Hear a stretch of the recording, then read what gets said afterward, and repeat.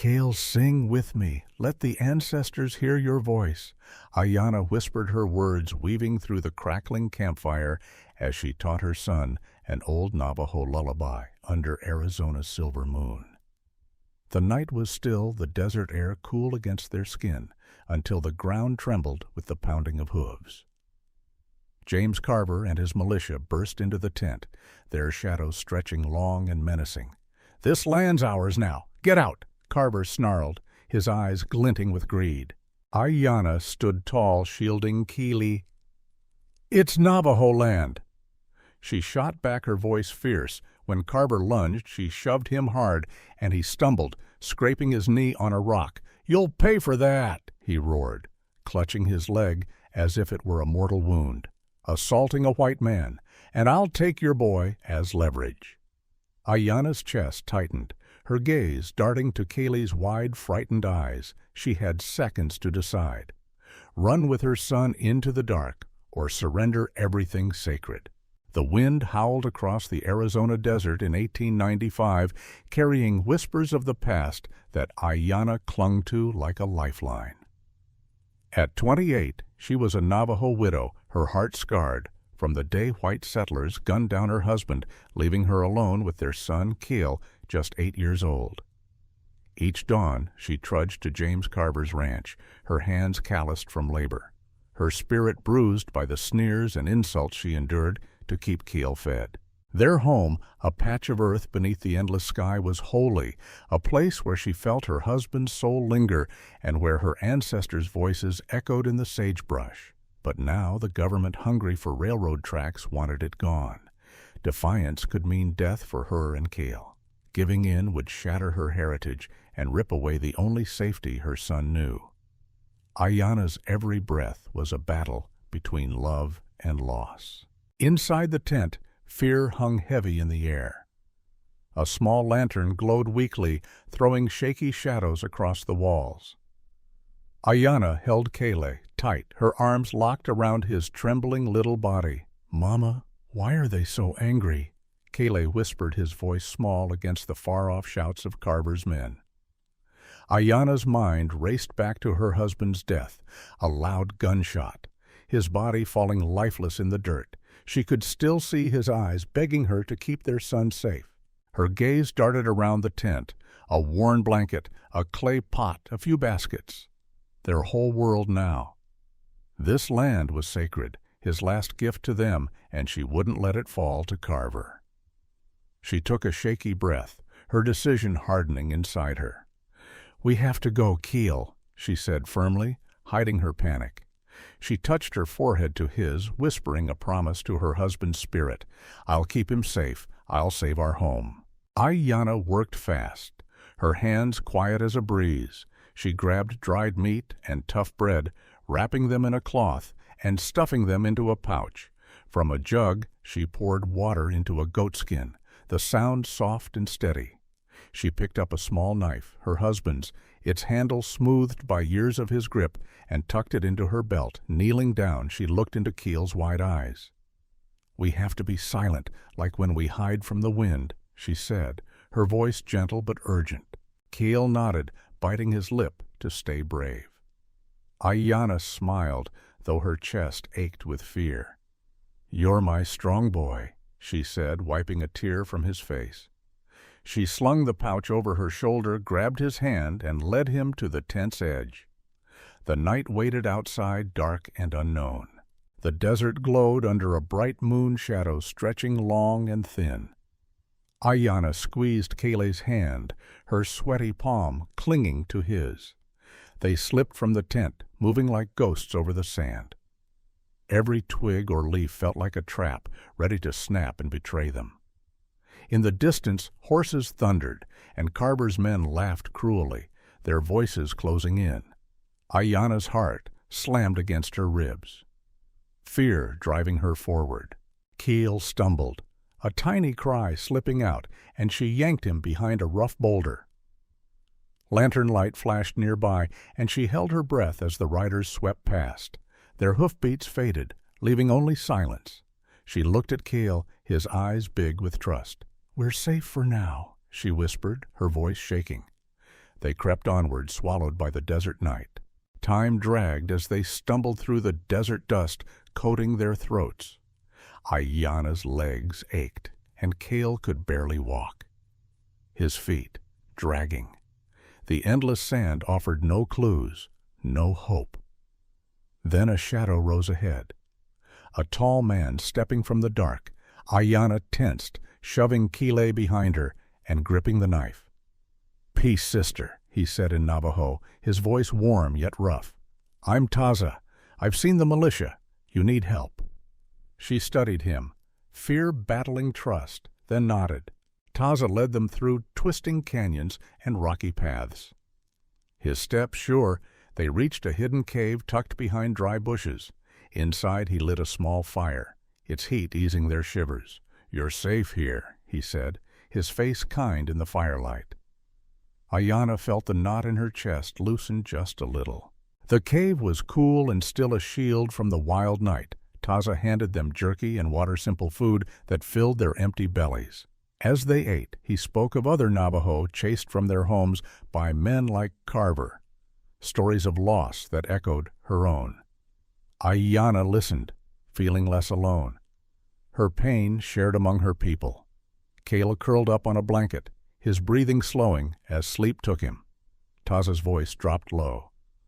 "There are safe places in the canyons. I can take you there." Hope sparked in Aiyana's heart, faint but real. She looked at her sleeping son, then at Taza. "Thank you," she said, her voice thick with feeling. For the first time since the danger began, she thought they might make it through. The cave was cold and dark, lit only by a small fire. Kele lay on a blanket, his small body trembling with fever. His forehead burned under Aiyana's hand, hot like a summer stone. Sweat dripped from his brow, soaking his hair.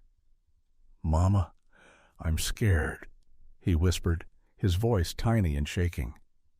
Aiyana's chest tightened. She had no medicine, no way to stop the sickness. She held him close, feeling his shivers against her. The fire popped, sending sparks into the air, but it couldn't warm her fear. She remembered her husband's fever, how it took him away, and panic clawed at her heart. "Stay with me, Kele," she said, her voice breaking. As tears wet her cheeks, she rocked him gently, praying for a miracle. The night was still, stars shining above the sleeping town. Aiyana crept through the shadows, her moccasins soft on the dusty road. She pulled her shawl over her head, hiding from the glow of a street lamp. Her heart raced. Navajo weren't welcome here. She reached Clara's house, a small building with a wooden porch. She knocked softly, her hands shaking. The door opened and Clara stood there, her eyes kind but surprised. "Kele's dying." Aiyana said, her voice low and urgent. Clara pulled her inside, shutting the door fast. The room smelled of paper and flowers. "I need your help," Aiyana begged, her eyes pleading. Clara nodded, her face serious. "I know someone who can get medicine," she said quietly. Clara grabbed her coat, her movements quick and sure. "The pharmacy's still open," she said, checking the time.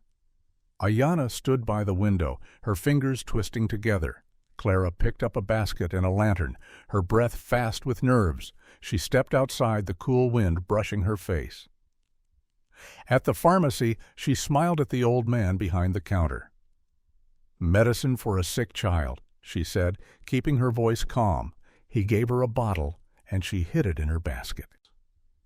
As she left, she saw Dylan watching from across the street, his eyes sharp. Clara's stomach dropped, but she kept walking.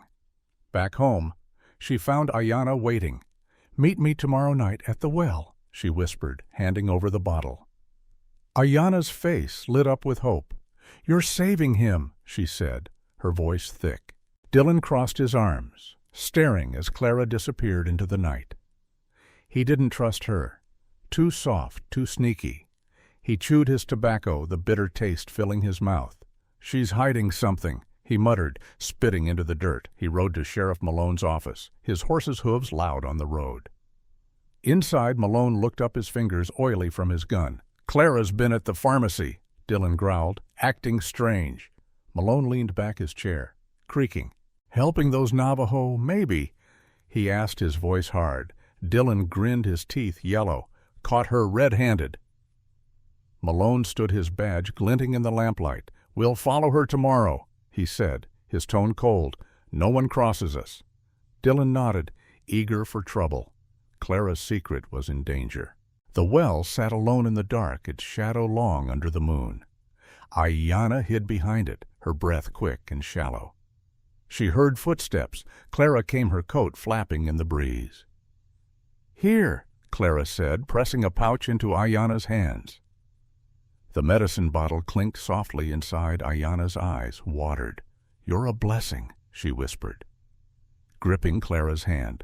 Clara smiled, but her face was tense. "Hurry back," she urged, glancing around. Aiyana ran home, the pouch tight in her fist. In the cave, she tipped the medicine into Kale's mouth. He coughed, then opened his eyes. "Mama," he said, his voice clearer.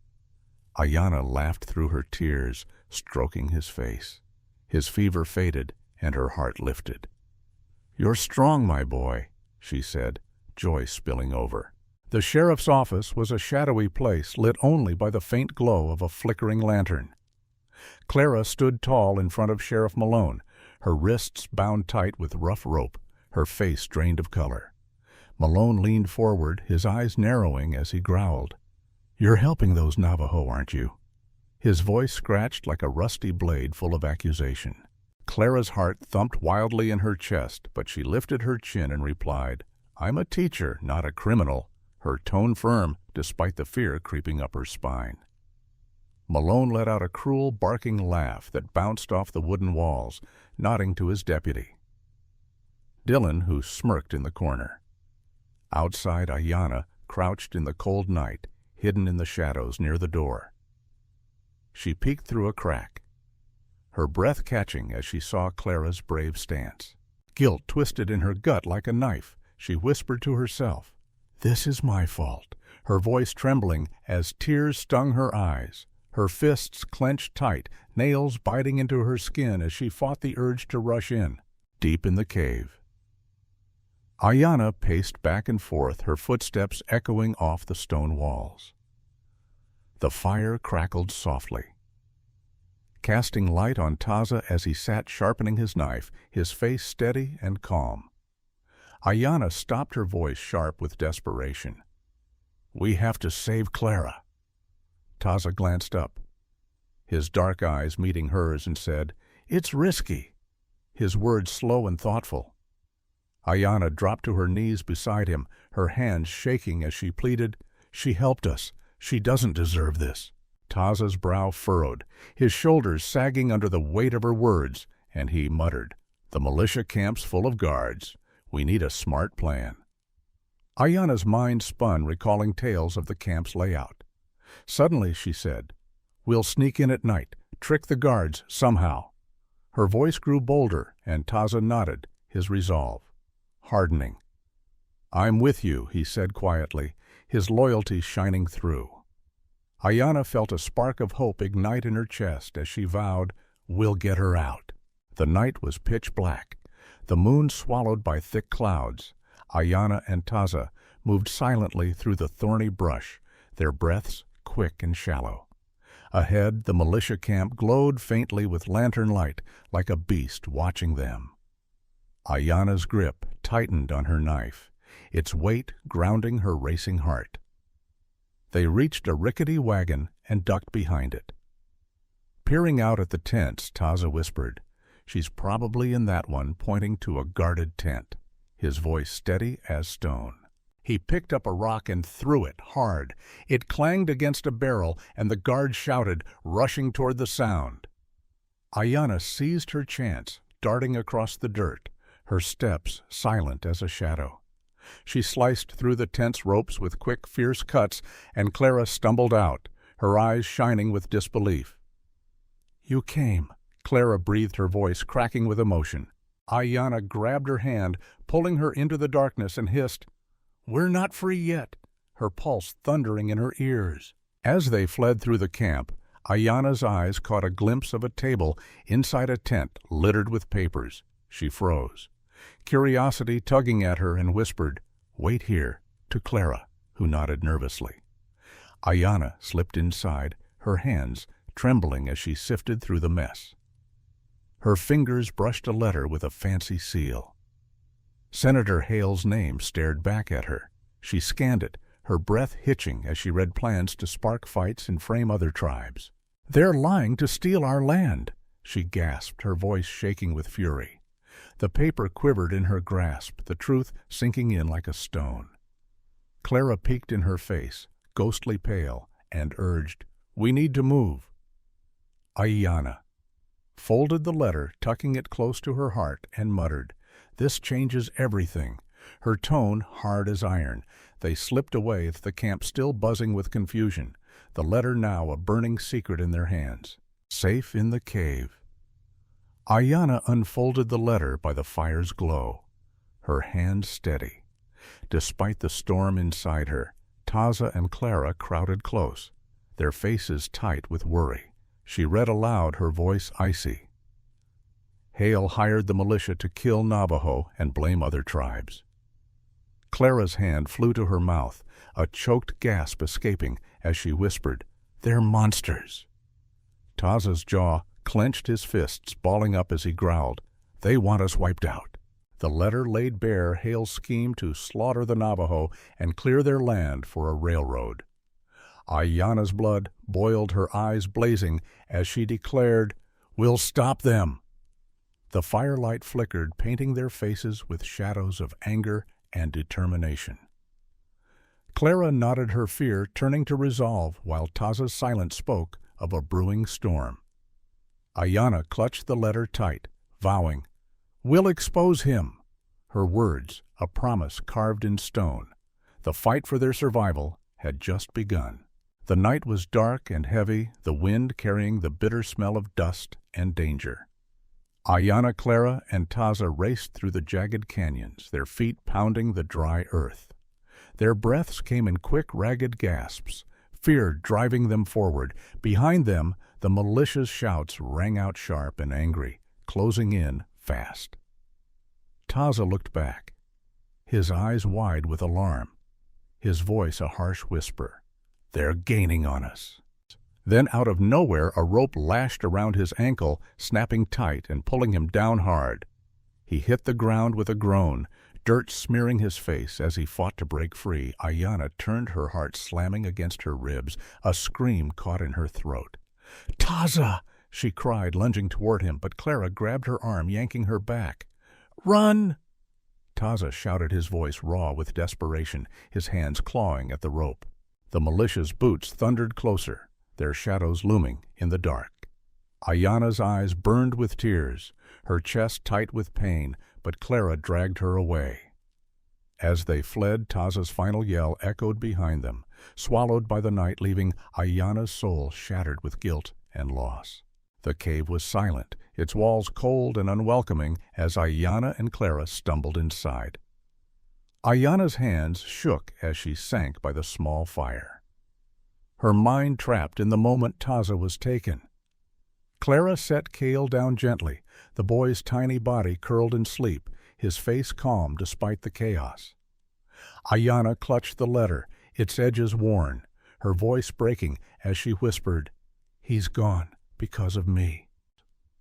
Clara knelt beside her, her own cheeks streaked with tears, but her tone was firm. "He chose to protect us."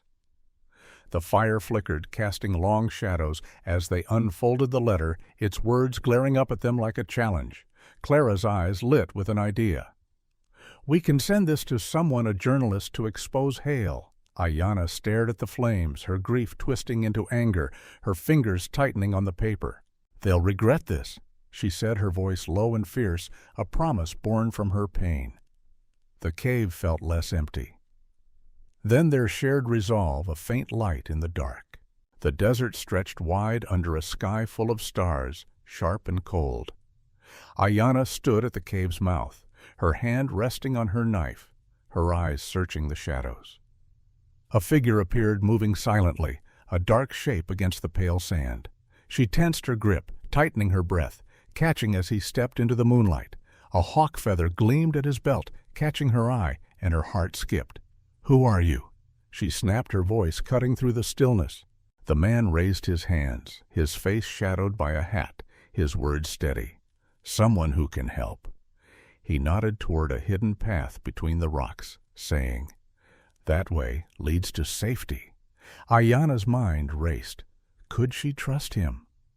He turned to go, then paused, his voice dropping low. "The hawk watches over you." Her breath hitched. Her husband had loved hawks, called them guardians. The traveler melted into the night, leaving her staring after him, torn between doubt and a flicker of hope. Inside the cave, Aiyana paced her footsteps, restless, her thoughts a tangled mess. Clara sat by Kele, watching her worry creasing her brow. "What if he's with them?" Aiyana said, her voice sharp with fear, her hands clenched tight. She glanced at Kele, his small form peaceful in sleep, and her stomach twisted. She couldn't risk him. Clara spoke softly. "The hawk feather, it's too strange to be a lie." Aiyana shook her head, her eyes flashing. "Or it's the perfect trick." Her heart pounded, torn between the traveler's words and the danger lurking outside. Clara stood stepping closer, her voice calm but sure. "We can't stay here forever. They'll find us." Aiyana stopped, her shoulders slumping, the weight of it all crushing her. She looked at Kele again, her love for him a fierce ache, and whispered, "I just want him safe." Clara nodded, her gaze steady. "Then we take the chance," she said, and Aiyana felt the decision settle heavy but unavoidable. The fire was dying, its glow faint, as Aiyana sat with the letter spread out before her. Clara leaned close, her voice a hushed thread in the quiet. "Thomas Reed. He's a journalist in the city. He's fought corruption before." Aiyana's eyes narrowed, cautious but curious. "Will he help us?" Clara nodded, her face set with determination. "He's risked everything for stories like this." They traced the traveler's path on a rough map, plotting each step to the city. The letter their weapon against Hale. Aiyana picked up a hawk feather. She'd found, her fingers brushing it gently, her husband's memory steadying her. "We leave at first light," she decided, her voice solid, her fear pushed aside by purpose. Kele stirred, then his sleepy eyes blinking open, his small voice calling, "Mama." She smiled, soft and warm, kneeling to stroke his hair. "We're going somewhere better," she promised. Her heart swelling with resolve, the night felt less daunting. Their plan, a spark of hope against the shadows. The sky turned orange as the sun sank behind the cliffs. Aiyana walked behind the traveler, her feet crunching on the dry earth. He led her to a hidden canyon, its walls covered in faded red rock paintings of warriors and stars. Inside, the Navajo council sat in a circle. 7 elders with deep wrinkles and serious eyes. They wore colorful woven blankets and silver necklaces that caught the faint light. Aiyana's stomach twisted. She felt like an outsider. She stepped forward, holding the letter tight, her fingers sweaty. "My people need help," she said, her voice small but steady. The oldest elder, a woman with a stern face and gray braids, leaned closer. "Speak," she said, her tone sharp yet curious.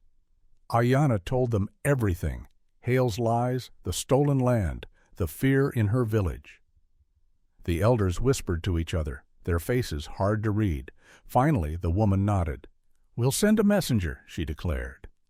Aiyana's knees felt weak with relief, and she managed a shaky smile. The traveler squeezed her shoulder, his touch warm and solid. The messenger left at sunrise, his horse kicking up dust as he rode across the desert. His dark hair flew in the wind, and he gripped the letter inside his leather pouch. The air was still too quiet until he heard hooves. Carver's militia, 5 men with rifles blocking the trail. "Stop him!" one yelled, his voice rough and angry. The messenger yanked the reins, his horse bolting toward a rocky ridge. Dust stung his eyes as he rode hard, the sound of pounding hooves growing louder behind him. He spotted a narrow gap between two boulders and swerved his shoulder, scraping the stone. The militia fired a shot crack, and he ducked low, his heart slamming against his ribs. He pushed his horse faster, weaving through a canyon maze, the walls closing in. The shouts faded, and he slowed, panting, sweat dripping down his face. He patted his pouch, feeling the letter still safe, and whispered a thank you to the spirits. The messenger reached the city by dusk, his clothes caked with dust. He climbed the creaky stairs to the journalist's office, a small room stuffed with books, papers, and a flickering lamp. Thomas Reed sat at his desk, his shirt sleeves rolled up, ink smudges on his fingers. The messenger handed him the letter, his hands trembling from exhaustion. Reed unfolded it, his sharp eyes scanning the words. "This could change everything," he said, his voice low and excited. He tapped his pen on the desk, thinking hard, then looked up with a firm nod. "I'll write the story," he promised. The messenger smiled weakly and left. Back home. Aiyana sat by a fire, her hands clasped tight. When the messenger returned, he said, "The journalist has it." Her eyes widened, and she let out a long breath, like a weight falling away. For a moment she dared to imagine justice, her chest warm with hope. 2 days later, Hale's men stormed into Reed's office. They were tall and grim, one carrying a sack of coins that clinked as he dropped it on the desk. "Burn it," the leader growled, pointing at the letter. Reed stared at the money, his throat dry. He thought of his wife, his little girl. Hale's threats rang in his ears. His hand shook as he picked up the letter, its edges worn from travel. He walked to the fireplace, the flames crackling, and hesitated. Then, with a curse, he threw it in. The paper curled and blackened smoke rising as the words disappeared. He sank into his chair, head in his hands, guilt twisting his gut. Far away, a friend rushed to Aiyana with the news. "He took the bribe," the friend said, eyes downcast. Aiyana froze her breath, catching. She stumbled outside, the world spinning her hope, crumbling like ash in the wind. Aiyana sat in a dark corner of their hideout. Kele nestled against her. Her arms wrapped around him, holding tight as tears rolled down her cheeks, wetting his hair. "I failed," she whispered, her voice breaking. The walls seemed to close in shadows, dancing from a dying fire. Kele shifted, looking up with big, clear eyes.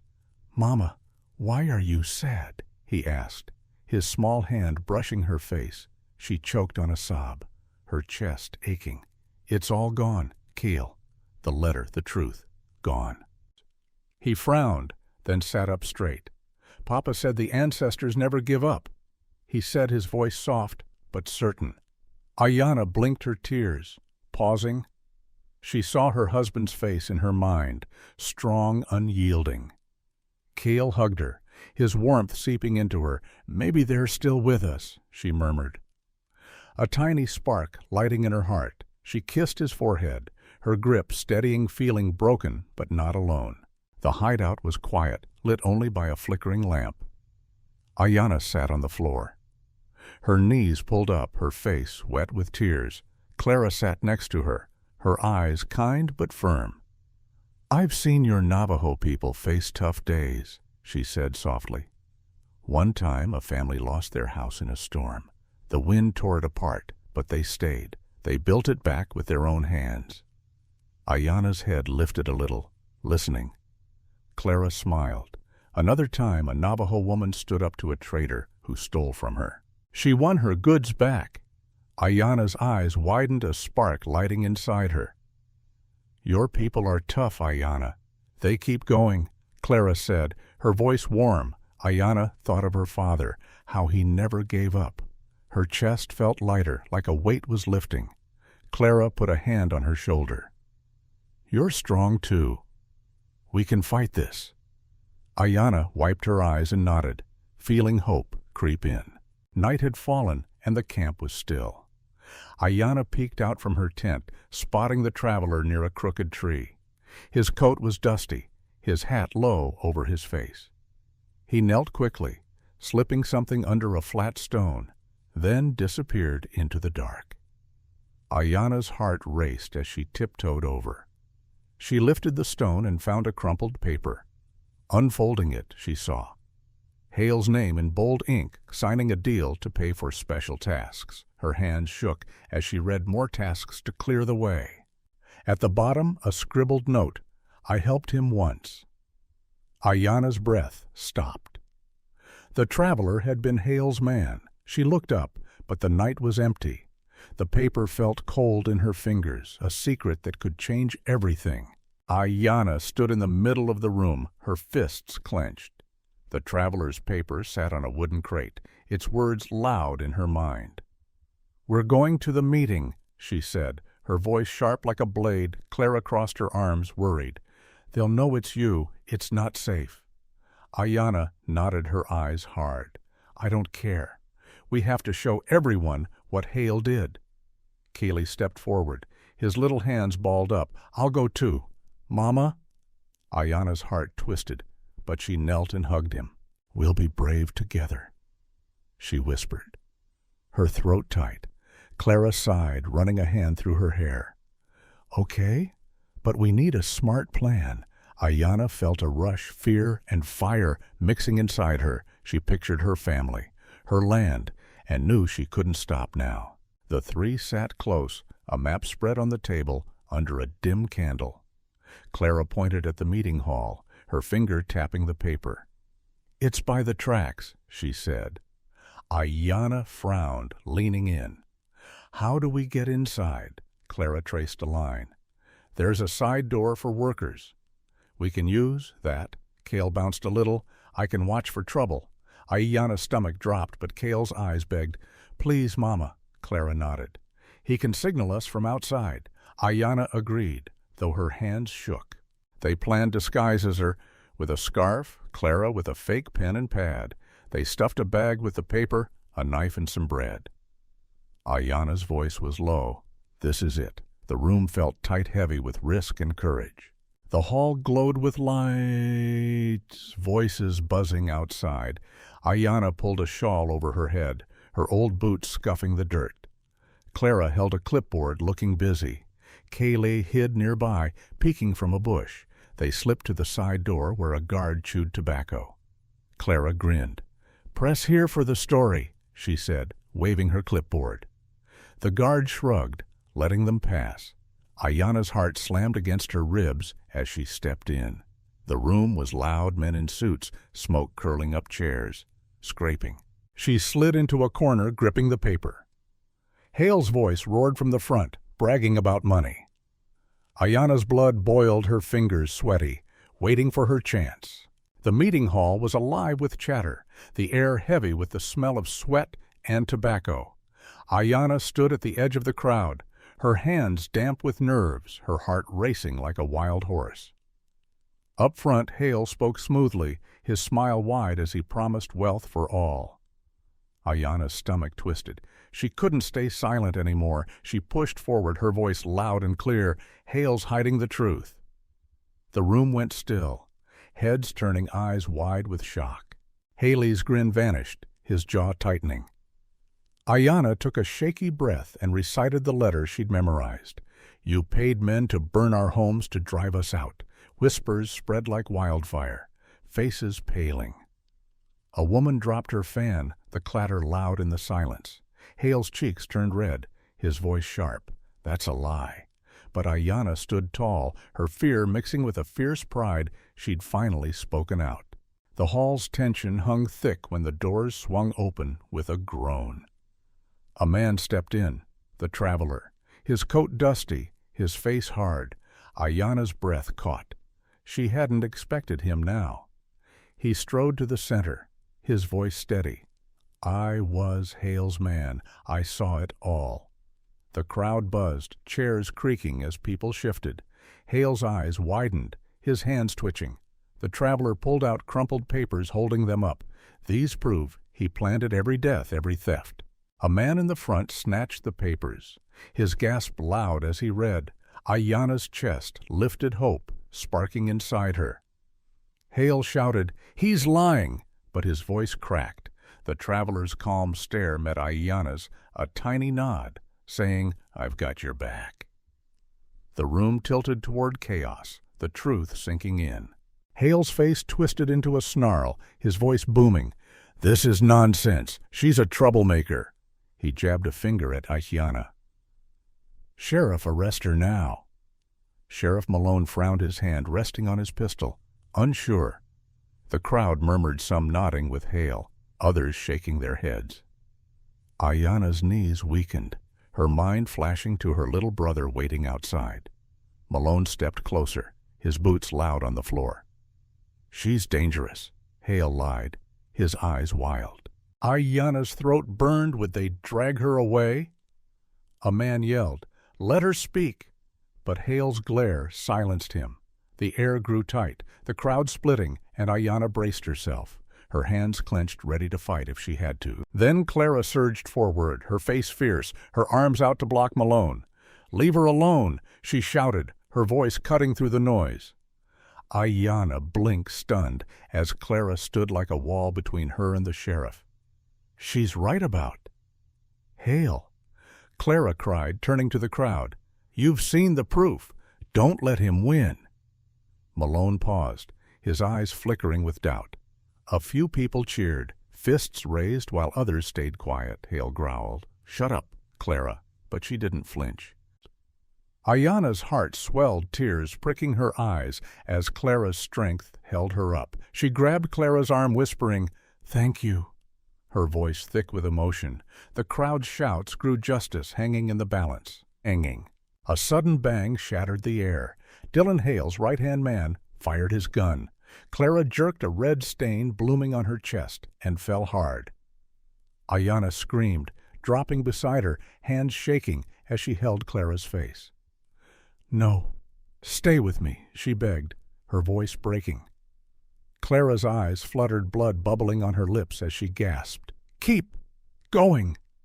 The crowd roared in fury. A woman sobbing, a man cursing.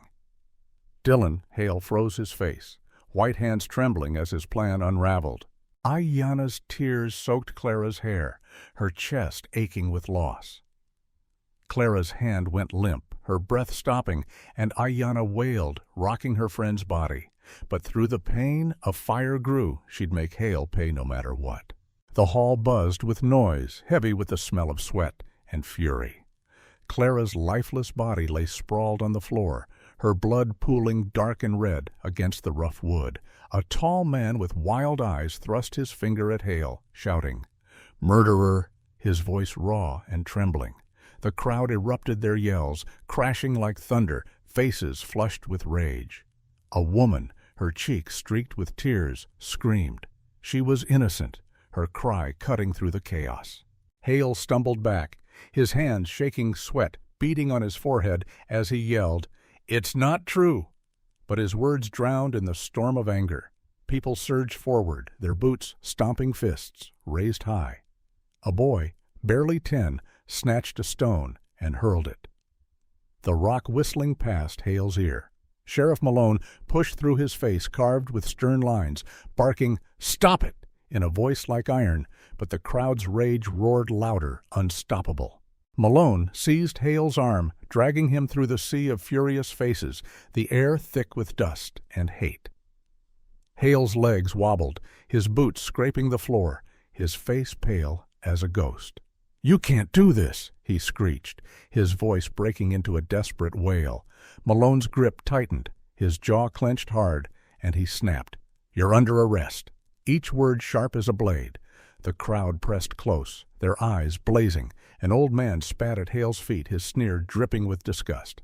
Hale's breath quickened, panic flooding his chest as he whispered, "I'll give you money." But Malone's laugh was bitter cold, and he growled, "Not a chance." They reached the wagon outside, the night air biting at their skin. Malone shoved Hale in the wood, groaning under him, and the crowd's cheers rose like a fierce wind, shaking the silence.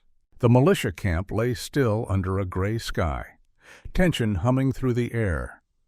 Carver paced near the fire, his boots kicking up dirt, muttering, "Where's Hale?" with a voice tight as a coiled spring. A rider burst in, horse heaving, shouting. Hale's locked up his words, hitting like a punch. Carver froze his face, draining of color, hands trembling as he rasped, "What?" in disbelief. Malone strode in, deputies at his sides, guns glinting in the dim light, and declared, "Carver, you're done." His tone steady as stone, Carver's eyes flicked around, searching for a way out. Defiance flashing as he snarled, "For what?" Malone stepped closer, voice low, "For aiding Hale's crimes." The militiamen shuffled back, doubt creeping into their stares. Carver's fight faded, his shoulders sagging as Malone slapped cuffs on him, the metal biting cold. The desert stretched wide and quiet, the sun sinking in a warm orange glow. Aiyana gripped Kele's small hand, their footsteps soft on the sandy path, her heart heavy with Clara's loss. Kele's big eyes looked up, voice tiny. "Mama is Clara really gone?" And Aiyana's throat tightened as she nodded, whispering, "Yes, but she's with the spirits." They reached their sacred land, the earth warm and familiar underfoot. Aiyana knelt, her fingers brushing the soil, tears welling as she murmured, "This is ours now." Kele squeezed her hand, his smile faint but real, saying, "We're home." His words a flicker of light. Aiyana stood gazing at the horizon, her grief softening into resolve, feeling the strength of their roots deep in her bones. The town settled into a hush, the air crisp with a new beginning. Aiyana's land stood secure, the Navajo breathing easier, their home safe for now. Hale and Carver slumped in jail cells, their heads low. Power stripped away like dust in the wind. The truth of their crimes spread fast, whispers turning to shouts of justice. Aiyana lingered by Clara's grave, her hands clasped tight, voice breaking as she said, "You saved us." Kale laid a small flower down, tears shining in his eyes, murmuring, "She was so brave." Aiyana's chest ached. Clara's sacrifice, a sharp burning memory, but it fueled her. She faced her people, their eyes bright with hope, and called out, "We'll keep going." Her voice strong, their cheers rising like a song of triumph.